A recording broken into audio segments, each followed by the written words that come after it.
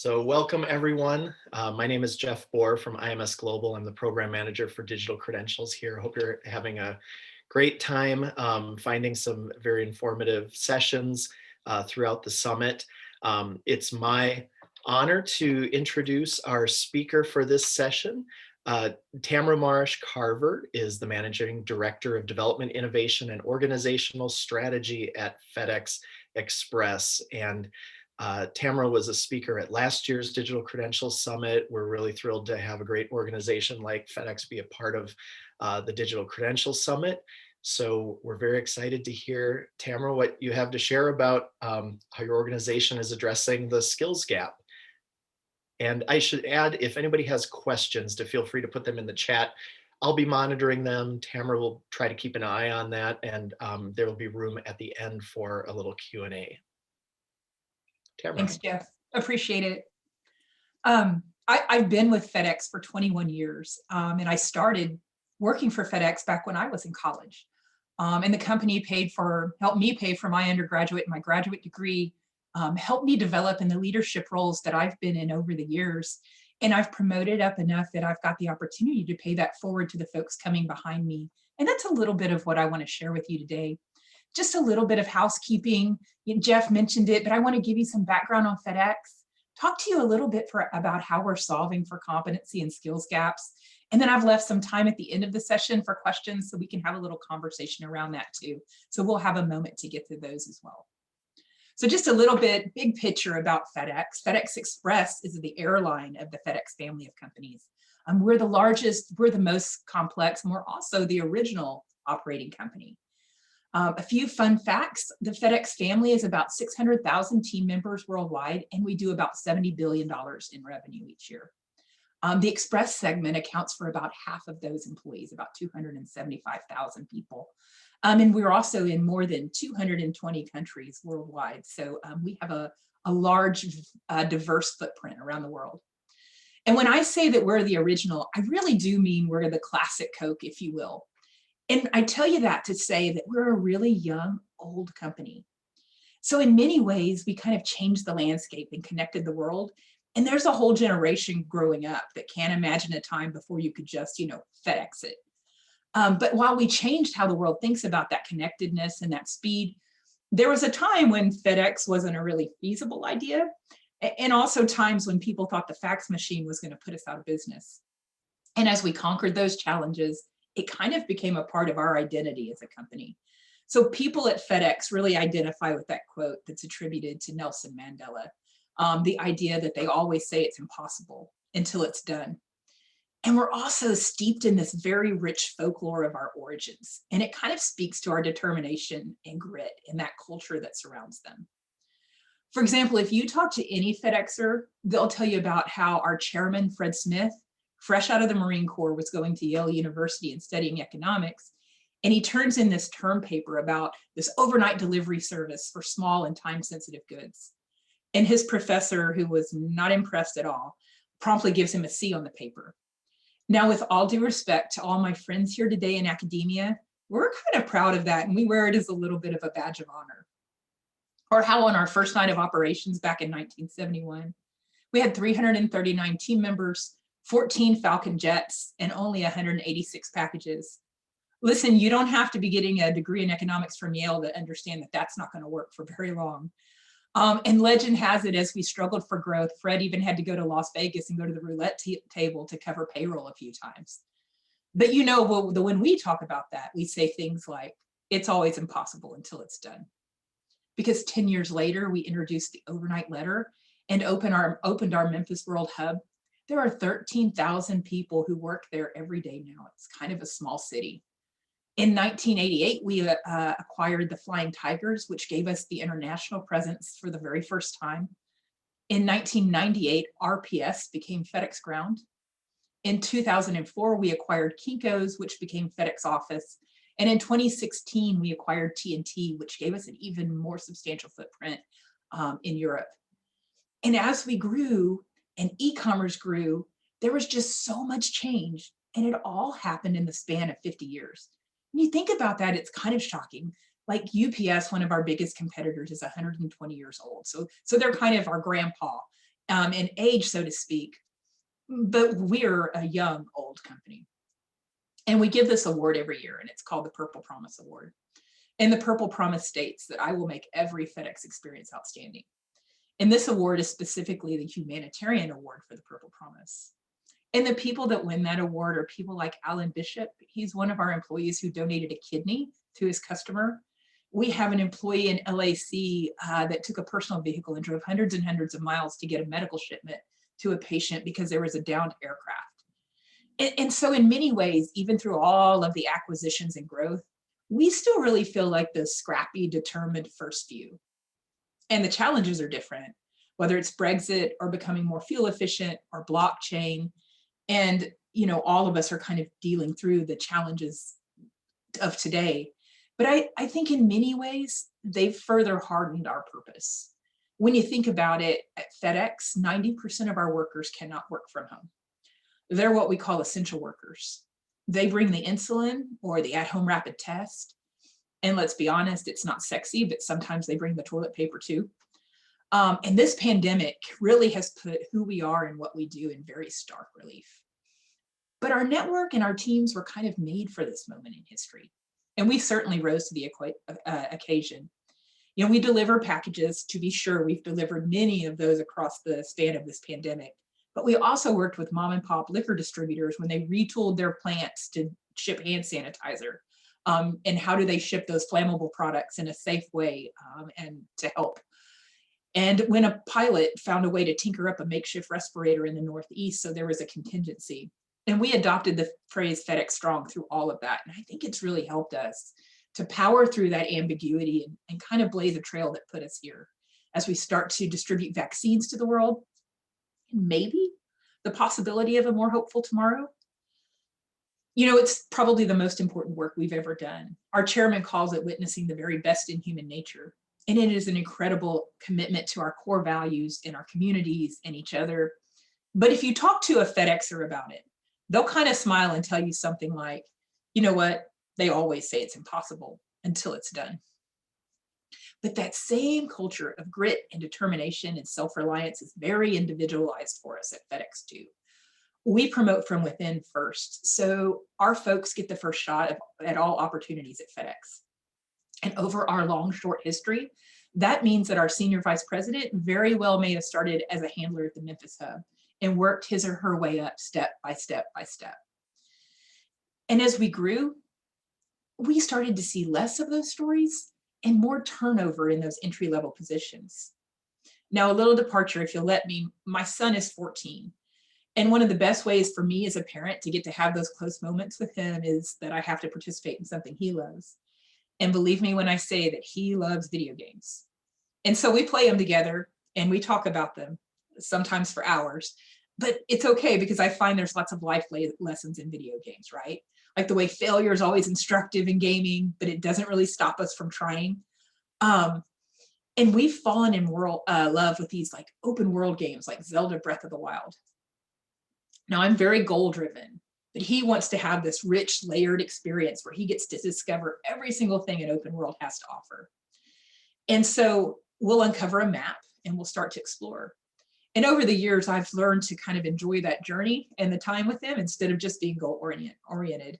But the game designers, see, they get this. So they give you guideposts for really goal oriented people like me, and they give you maps to move between worlds so you can define them for people who want to experience everything like my son. Because if you just wondered and you saw the same tree or the same mountain or the same cow all the time, we'd all just get frustrated and quit. And I started to think about the FedEx journey, and what was missing there for a lot of folks really was that map to define our world and those guideposts to help people understand where they were in it. Our world just got really big, really fast, and it was kind of hard to navigate.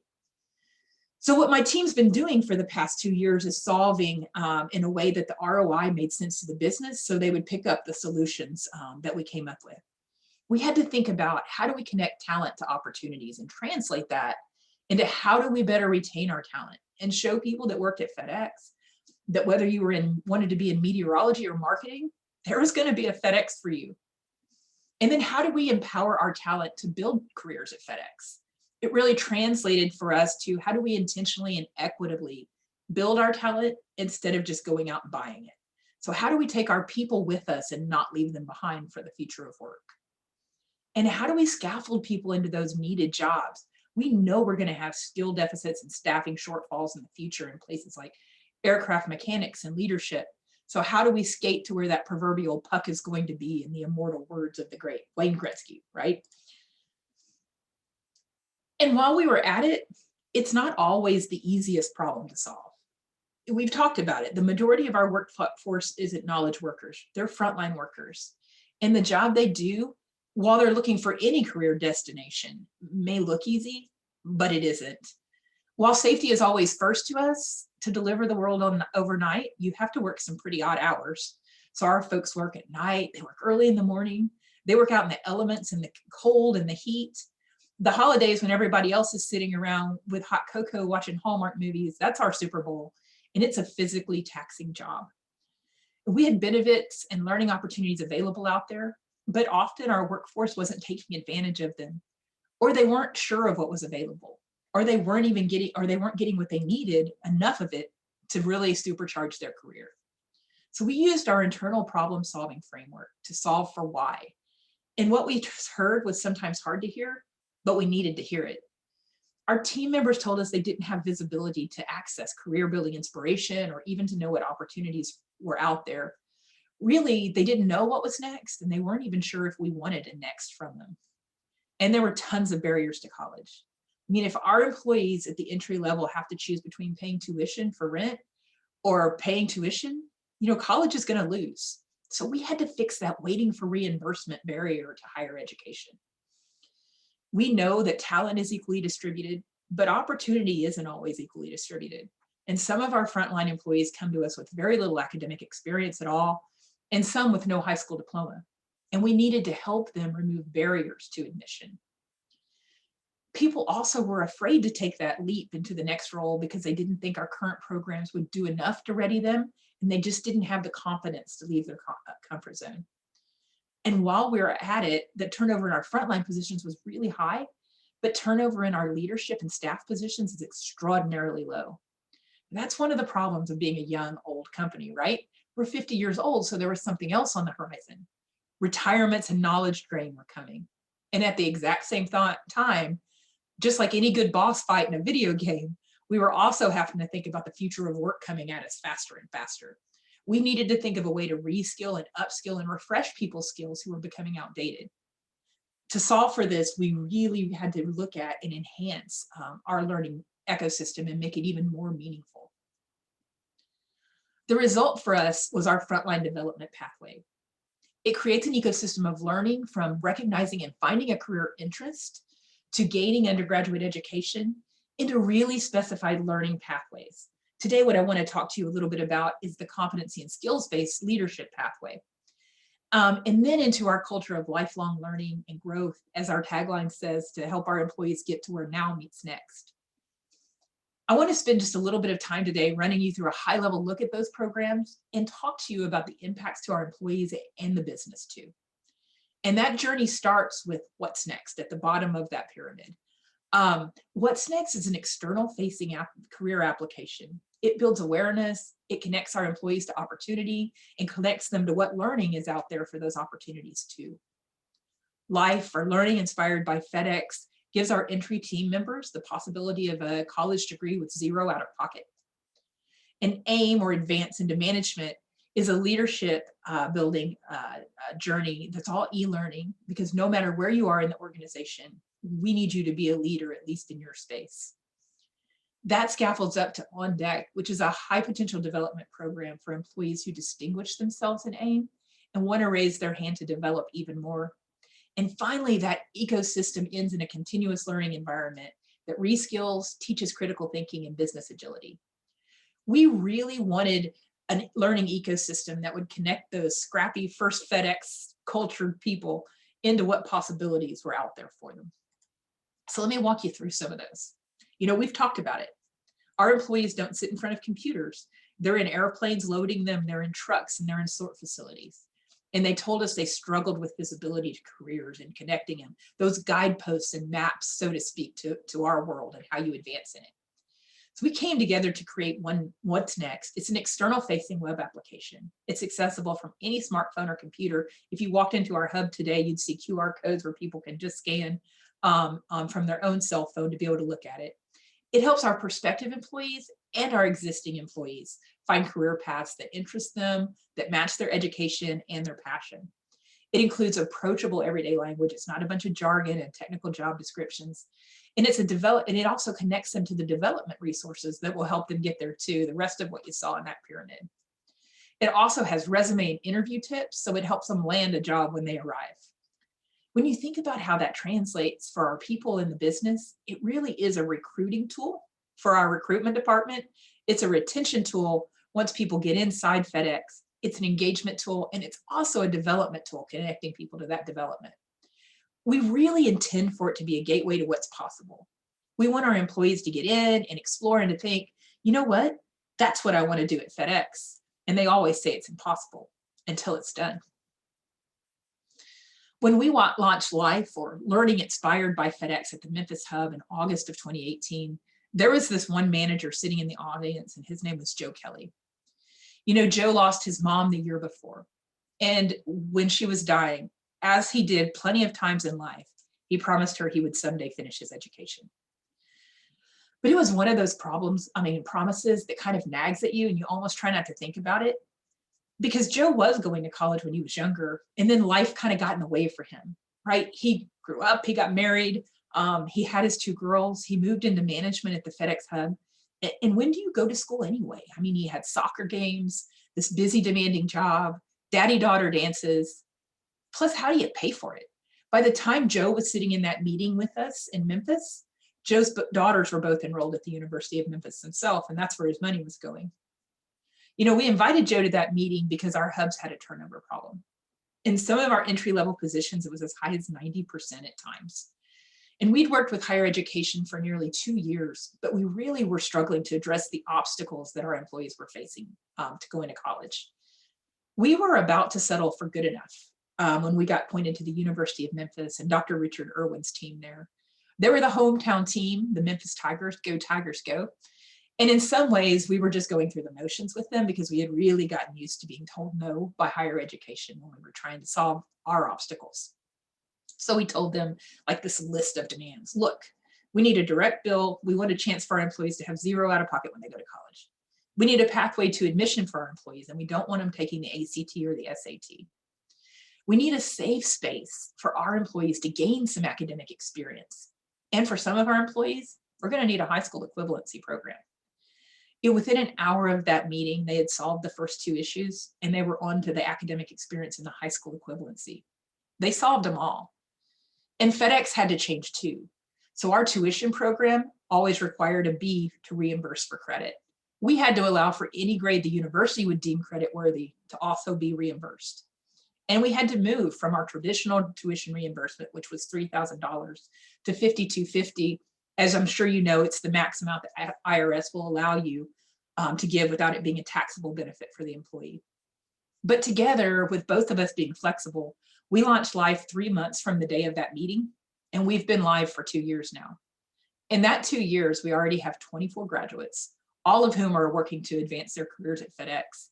And the people inside the program, and our tuition level varies from $2,500 to $3,000, depending on the season for us. Our peak season sometimes gets very busy. We see turnover reduced by more than 66% inside the program. We've now rolled it out to 16 of our major sort locations across the US. And the participation in the program is more than 50% minority and skews towards women, even in a very male-oriented business. So it addresses needs in our community too. And if you'll let me, I want to just finish Joe Kelly's story right quick. So Joe came up to talk to us that very day at the Memphis hub, August 2018, and he enrolled. Now, Joe had gone to college in the past. In fact, he had been at the University of Memphis. And the University of Memphis also does a great job with allowing experiential learning credit from the learning that Joe had done across his FedEx career. And he only ended up needing 1 year to complete his college degree. You'll be glad to know he beat both of his daughters across the stage for graduation, and he kept that promise. And if you know him, and I'm pretty thankful that I do, Joe's kind of a keep his promise kind of guy. But if you ask him about it now, he'll probably just shrug and tell you something like, you know what, they always say it's impossible until it's done. From career opportunities to education, careers at FedEx can branch in so many directions. You could be a pilot or an aircraft mechanic or a data scientist. But one of the most prevalent is the leadership. And the paths into leadership at FedEx are a rich mix of competency and skills-based development. The thing is, we want all of our employees to develop at FedEx because the more leadership skills our employees have, the better we do as a company. You know, we've talked a couple of times today about the Memphis World Hub. And if you think about that, leaders at the Memphis World Hub to employee ratio is about 1 to 33. You can't succeed in the organized chaos of sorting millions of packages a day in a sort facility the size of a small country without employees who can make decisions and feel empowered to lead their peers. Advance into Management, or AIM, is an egalitarian development program that anyone at FedEx can raise their hand for. It introduces our employees to leading themselves by being coachable and emotionally intelligent. It asks them to think about leading a team by creating trust, respect, and dignity for their team members. And it helps them lead the business by having strong business acumen and critical thinking to solve complex problems. If you do well in AIM and you want to pursue a career in management, you can also raise your hand to be considered for On Deck. On Deck is a 3-month accelerated development program for operations leadership that builds leaders before they have a work group. In the pilot program that we recently ran, we saw leaders improve their efficacy and their ability to identify and use their resource network. They got so much better at being able to solve complex problems and think critically. They were able to lead teams and have those difficult conversations with employees without losing the relationship with the employee. And they improved tactically around almost every area of the job. Our pilot group was 52% minority and 35% female. And they enjoyed so much success that when the business picked up the program nationwide, we had 400 applicants for our 48 open US jobs. The thing about this program is that we were told that the business would never sign on to add training for managers. They need them too quickly. They need them in place even quicker. But my team's favorite stories begin with those things like they said it couldn't be done. And I think that happens sometimes around learning and L&D because L&D doesn't really understand what the business is going through, and the business doesn't really know how to ask L&D for what they need. In our case, when we listened to understand, we found out that they needed people who could succeed at the job. They needed to add value quicker once they were in the job, and they needed them to make better people decisions because people lead leaders a whole lot more than they lead companies. Once we listened and understood those things, it was really easy for us to solve for the right things for the business. You know, when you think beyond that ladder, from frontline employees towards building career goals and identifying what those career goals are, to gaining education, a 4-year degree, and training for that career in very specified training programs.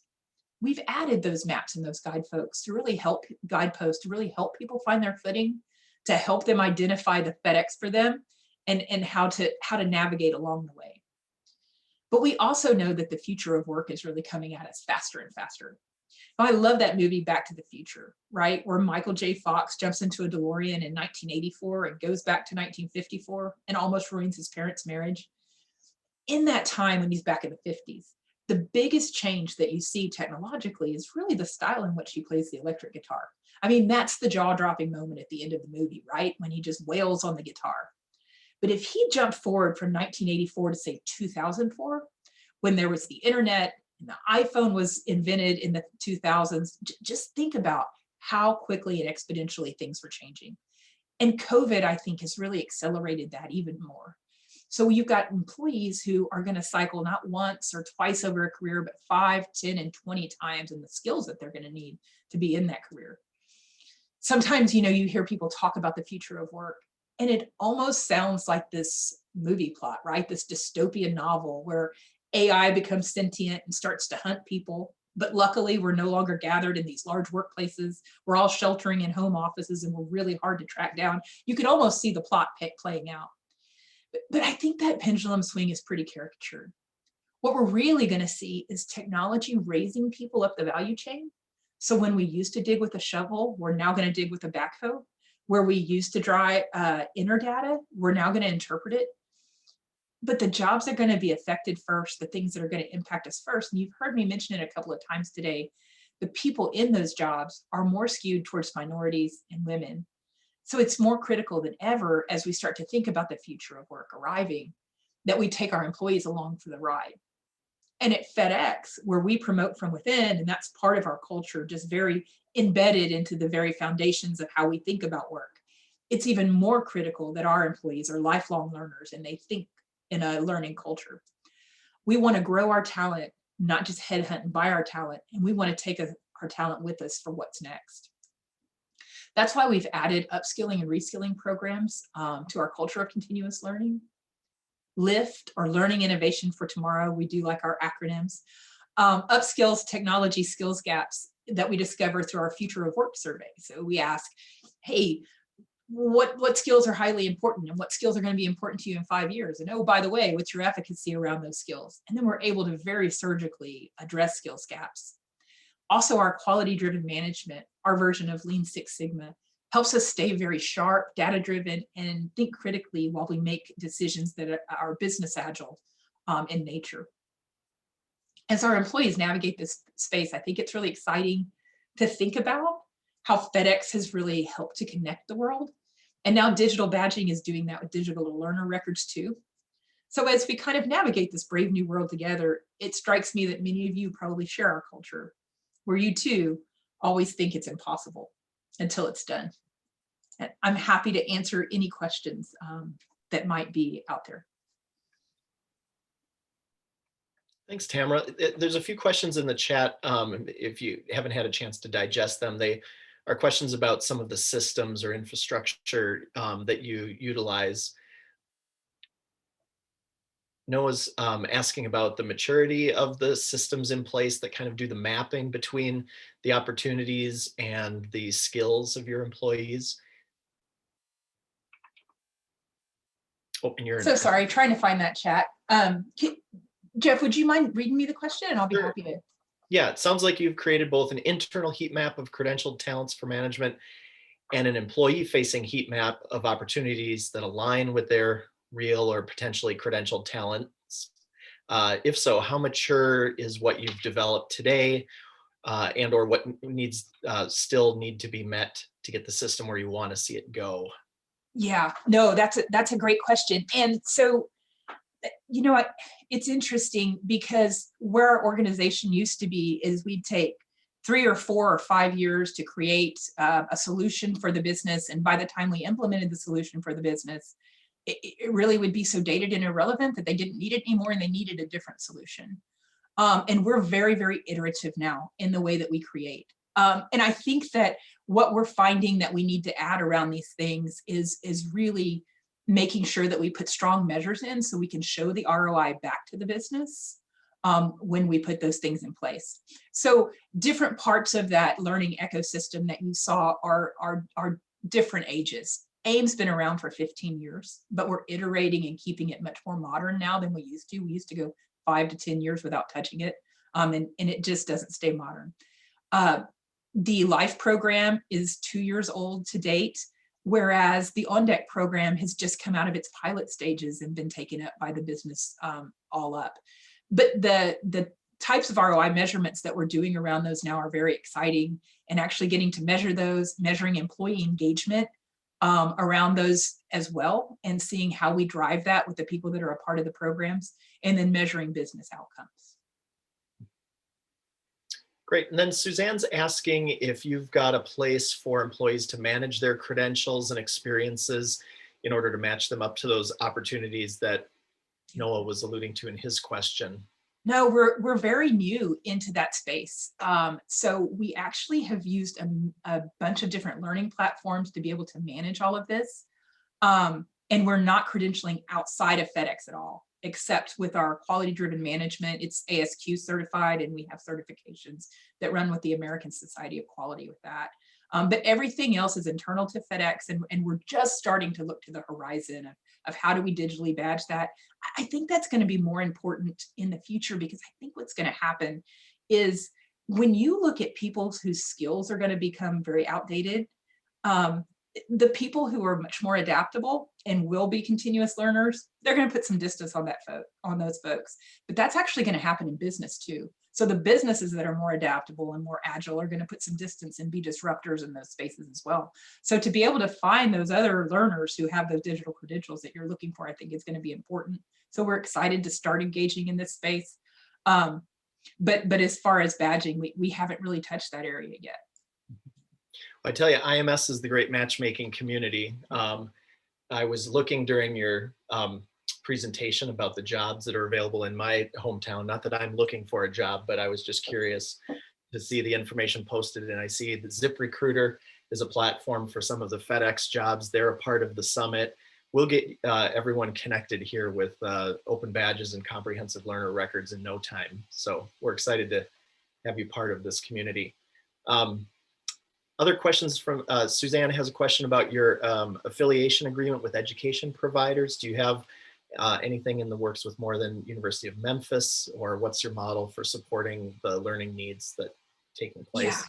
So we're trying. I think the struggle with that sometimes, and maybe this speaks to Eve's question as well. So I might can kill both of these birds with one stone. Let me try a little bit.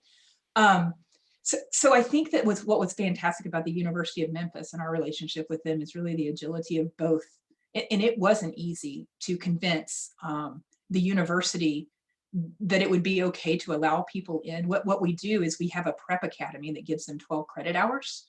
And if they can finish the prep academy, we've given them enough of a basis of academic experience that they seem to do very, very well once they get admitted to the university and get into university classes. So we're actually prepping them for university work and then giving them 12 credit hours for doing that. That was a very specific 4-year degree type program. When we try and engage with specific skills development, a lot of times what we hear from higher education is, well, we have this micro bachelor's or we have this degree, and what we're looking for isn't necessarily a degree in cybersecurity, just to call one out that I see a lot, but is more data literacy or a coding class in Python. And so I think universities are lagging a little bit, and some of the learning platforms are beating universities to the mark in that space to be more surgical and more pointed. So I guess my advice would be then, Eve, to your question, we've all got to be a little bit more adaptable and be able to change. And I think this is the time to do it, because, man, what we see is that when, like the University of Memphis solved a problem for us, but when they solved that problem for us, the Life Prep Academy, I mean, now you see that they're using it in 4 or 5 different applications. And so usually when you solve a problem for one business, there's 50 other businesses that are having the same problem. And that becomes a very marketable thing to go do for other businesses. So it's not a one and done. Great. Well, thank you, Tamera. Thank you, everyone, for your good questions. Wonderful session. Appreciate your participation today. And we've gone over time, so we'll have to close the session. But I hope everyone has a good experience at the rest of the Digital Credentials Summit. Thanks again, Tamera. Thanks, Jeff. Thanks, everybody.